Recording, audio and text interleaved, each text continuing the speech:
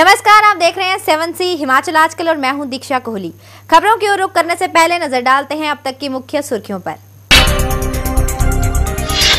मुख्यमंत्री प्रेम कुमार धूमल ने कहा कि जीत की क्षमता को ध्यान में रखकर दिए जाएंगे टिकट। साथ ही किया ऐलान, भाजपा है विधानसभा चुनावों के लिए पूरी तरह से तैयार। महिला कांग्रेस की सशक्तिकरण रैली रही सफल। महिला कार्यकर्ताओं ने बढ़ चढ़कर लिया हिस्सा। कांग्रेस के वरिष्ठ नेता दिखे एक साथ एक मंच पर। शिमला में भारी बारिश के चलते 3 इमारतें ढही, वहीं एक मकान गिरने के कगार पर। प्रभावित परिवारों को फौरी राहत प्रदान की प्रशासन ने। प्रदेश में सोमवार को ईद उल फितर का त्योहार हर्षोल्लास के साथ मनाया गया। मुस्लिम समुदाय के लोगों ने मस्जिदों में जाकर ईद की नमाज अदा कर एक दूसरे को दी बधाई। और अब खबरें विस्तार से। प्रदेश भाजपा का कहना है कि टिकट किसी व्यक्ति विशेष के कहने पर नहीं बल्कि जीत की क्षमता को ध्यान में रखकर किया जाएगा। किसी नेता के कहने पर टिकट किसी को नहीं मिलेगा, ये कहना है मुख्यमंत्री प्रेम कुमार धूमल का। शिमला में मीडिया से बातचीत में उन्होंने कहा कि चुनाव की तिथि निर्धारित करना चुनाव आयोग का काम है। विधानसभा चुनावों के लिए भाजपा पूरी तरह से तैयार है, चाहे तो वे कल ही चुनाव क्यों न करवा दें। प्रदेश भाजपा का कहना है कि टिकट आवंटन किसी व्यक्ति विशेष के कहने पर नहीं बल्कि जीत की क्षमता को ध्यान में रखकर दिया जाएगा। किसी नेता के कहने पर टिकट किसी को नहीं मिलेगा, ये कहना है मुख्यमंत्री प्रेम कुमार धूमल का। शिमला में मीडिया से बातचीत में उन्होंने कहा कि चुनाव की तिथि निर्धारित करना चुनाव आयोग का काम है। विधानसभा चुनावों के लिए भाजपा पूरी तरह से तैयार है, चाहे तो वे कल ही चुनाव क्यों न करवा ले। तैयार है हमारी तरफ से, कल चुनाव अगर करवाना हो तो करवा ले। भारतीय जनता पार्टी चुनाव के लिए पूरी तरह तैयार है।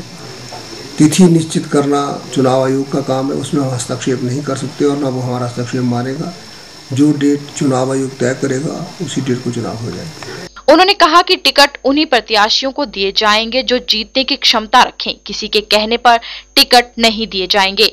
उन्होंने साफ किया कि भाजपा ऊपर नीचे के हिमाचल के नाम पर क्षेत्रवाद की पक्षधर में नहीं है।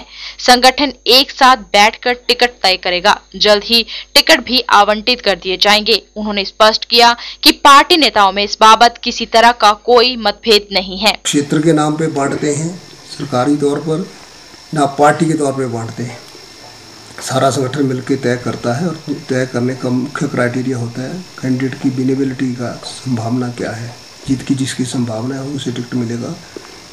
किसी व्यक्ति विशेष के कहने पे ऐसे टिकट नहीं होते और विशेष करके मैं तो कभी कहीं नहीं कहूँगा कि इसको विशेष करके मैं कह रहा हूँ इस करके दे दो। मैं यही कहूँगा जो जीत सकता है उसको टिकट दें। हाल ही में कहा जा रहा था कि कांगड़ा समेत निचले क्षेत्रों में पूर्व मुख्यमंत्री शांता कुमार टिकट बांटेंगे, जबकि मुख्यमंत्री प्रेम कुमार धूमल शिमला सहित ऊपरी क्षेत्रों के लिए। लेकिन धूमल ने इन बयानों को निराधार बताया और कहा कि पार्टी एकजुट होकर ही टिकट निर्धारित करेगी। Bureau report, Shimla 7C Himachal आजकल। सुजानपुर में महिला कांग्रेस की सशक्तिकरण रैली में जहां कांग्रेस के वरिष्ठ नेता एक मंच पर इकट्ठे नजर आए, वहीं भारी तादाद में महिला कार्यकर्ताओं ने अपनी उपस्थिति दर्ज करवाकर इस रैली को सफल बनाने में कोई भी कसर नहीं छोड़ी। बारिश भी महिला कार्यकर्ताओं के कदम रैली स्थल तक पहुंचाने से नहीं रोक पाई।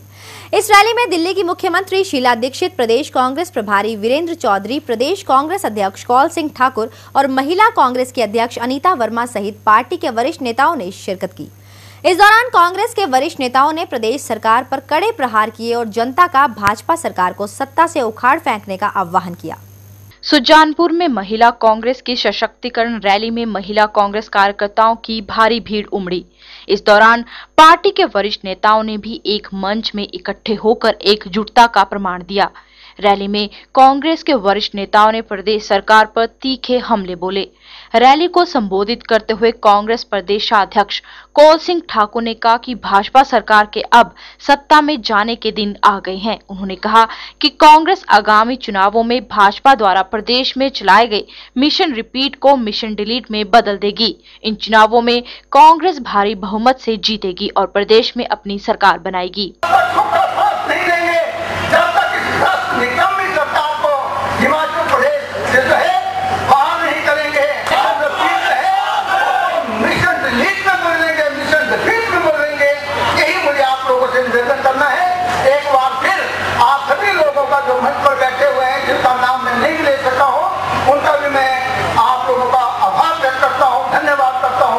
इस इस मौके पर दिल्ली की मुख्यमंत्री शीला दीक्षित ने कहा कि हिमाचल में इस बार कांग्रेस की सरकार सत्ता में वापस आएगी। उन्होंने कहा कि भाजपा व दूसरी पार्टियां कांग्रेस पर भ्रष्टाचार के झूठे आरोप लगा रही हैं, जबकि जिन राज्यों में इन पार्टियों की सरकारें हैं वहां भ्रष्टाचार चरम पर है। मुझे बता दें कोई कि किस पार्टी के यहाँ करप्शन नहीं है।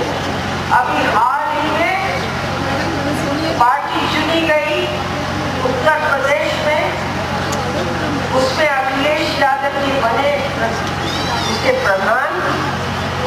वहाँ अराजकता कितनी है, वहाँ करप्शन कितना, माधव जी यहाँ करप्शन कितना था। रैली के माध्यम से कांग्रेस ने अपनी महिला कार्यकर्ताओं में आगामी चुनावों के लिए नया जोश भरा है। जसवीर कुमार, हमीरपुर 7 से हिमाचल आजकल।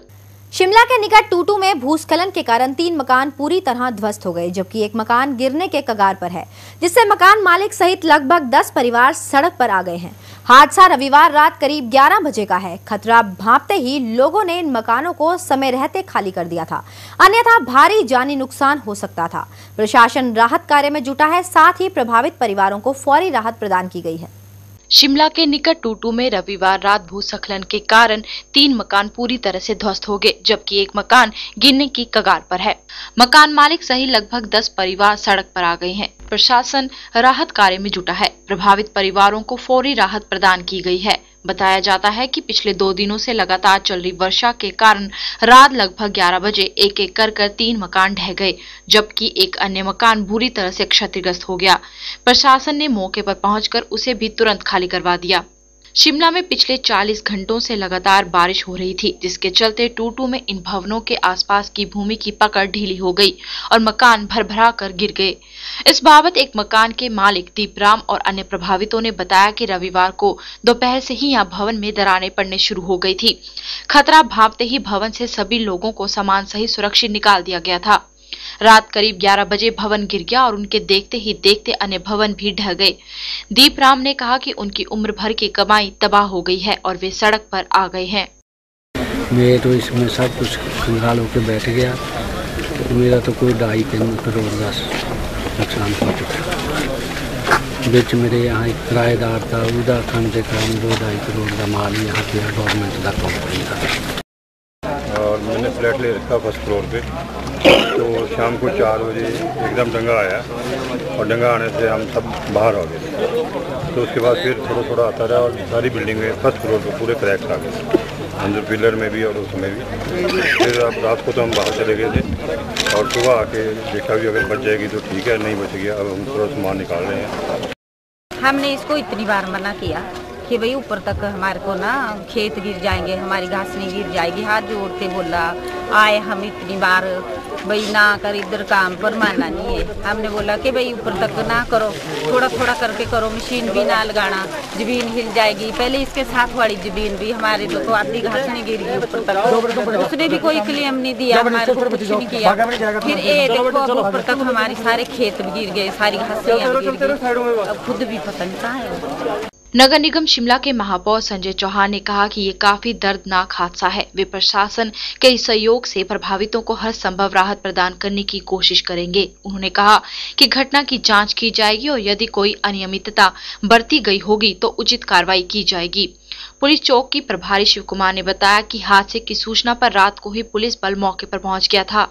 माली नुकसान तो काफी हुआ है, लेकिन गनीमत ये रही कि कोई जानी नुकसान नहीं हुआ। दर्दनाक घटना घटित हुई है, इसके लिए हम ये जो परिवार प्रभावित हुए हैं इनके प्रति सहानुभूति प्रकट करते हैं। शिमला नगर निगम की ओर से हमने जिला प्रशासन से आग्रह किया है कि जो सहायता प्रभावित परिवारों को मिल सकती है वो सहायता प्रदान की जाए।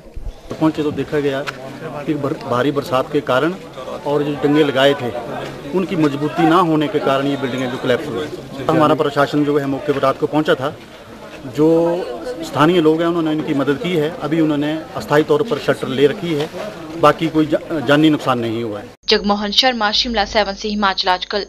मन में अगर कुछ कर गुजरने का जज्बा हो और कठिन परिश्रम किया जाए तो सफलता अवश्य कदम चूमती है। ऐसा ही कुछ कर दिखाया है सीमा ठाकुर ने, जो कि भारी वाहनों को चलाने वाली हिमाचल की पहली महिला है। 2 साल पहले उन्होंने परिवहन निगम के तारा डिपो से ड्राइविंग की ट्रेनिंग की है। सीमा का शौक बस चलाने का है और वह इसके लिए हिमाचल पथ परिवहन में नौकरी करना चाहती है।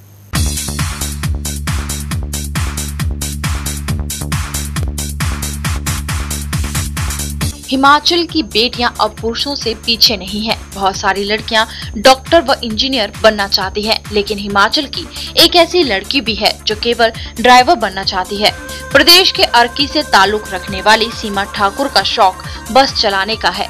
इसके लिए उन्होंने परिवहन निगम के तारा देवी डिपो से ड्राइविंग की ट्रेनिंग भी ली है। भारी वाहनों को चलाने की ट्रेनिंग लेने वाली वह हिमाचल की पहली महिला है। संयोग से सोमवार को सीमा का जन्मदिन था और इस अवसर पर उन्होंने हिमाचल आजकल की टीम के साथ शिमला में बस चलाकर सबको दिखाया। सड़क पर बस को ऐसे दौड़ाती हैं मानो कि कई वर्षों से बस चला रही हो। सीमा चाहती है कि उन्हें परिवहन निगम में बतौर ड्राइवर के पद पर नियुक्ति दी जाए। आरटीसी तारा देवी से की है 2010 में 2 महीने की हैवी ट्रांसपोर्ट व्हीकल लाइसेंस की ट्रेनिंग की है मैंने वहाँ से। मैं ट्रक चला सकती हूँ, बस चला सकती हूँ, जाइलो, महिंद्रा वगैरह सारी गाड़ियाँ। उन्होंने ये कहा कि 5 साल का एक्सपीरियंस होना जरूरी है, उसके बाद हम आपको आगे लाएंगे, लेकिन अगर कोई रूल बदलना चाहे तो रूल बदल सकता है। सीमा ठाकुर ने कड़ी मेहनत से ये मुकाम हासिल किया है। सीमा ने जो उपलब्धि हासिल की है वह प्रदेश की दूसरी महिलाओं के लिए प्रेरणा है। आइए आप खुद ही सुनिए सीमा महिलाओं के लिए क्या संदेश देना चाहती हैं। मैं ये मानती हूँ जब लड़कियाँ इंजीनियर बनी है, डॉक्टर बनी है, पायलट बनी है, एयरपोर्ट पायलट, तो लड़कियाँ आसमान में उड़ सकती है तो वो धरती पे भी चल सकती है। मैं कल को HRTC में आऊँ ना आऊँ, लेकिन मैं चाहती हूँ कि और लड़कियाँ आगे आए, ये दिखाएं कि जब लड़कियां कंडक्टर कर सकती है तो ड्राइविंग भी कर सकती है। सीमा ठाकुर ने प्रदेश परिवहन निगम में नौकरी के लिए आवेदन भी किया है, मगर सरकार की तरफ से अब तक कोई आश्वासन नहीं मिला है।